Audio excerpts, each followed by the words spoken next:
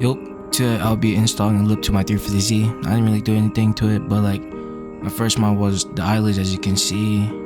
So yeah, let's get into it. But before all of that, here how it looks like. Here's like a little sample.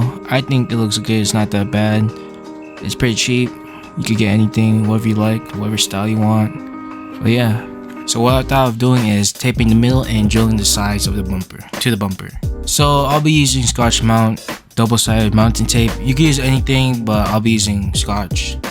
But before doing anything, make sure you clean the surface of whatever you're gonna be sticking on, so dirt won't mess up your stickiness. You know what I'm talking about? So this is how it looks. Doesn't look bad. Well, you're not gonna see anyways. So yeah, we're gonna be sticking on right now. But don't forget to wipe the dirty place that you be sticking on. Like I said, the dirt will mess up the stickiness. So this is how it looks. Like I already showed you a sample.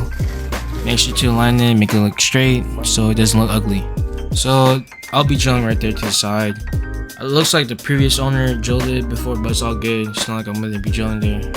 So yeah, make sure it be straight, make sure it'll look good, you know what I mean? So this is how it looks. It doesn't look too bad. I mean, I try to do my best. Here's the other side. Like I said, it's not too bad. I mean, it's straight enough. So this is the final product. I mean, I think it looks good. Maybe people don't think it looks good, but no, I'm 16. I just, you know what I mean?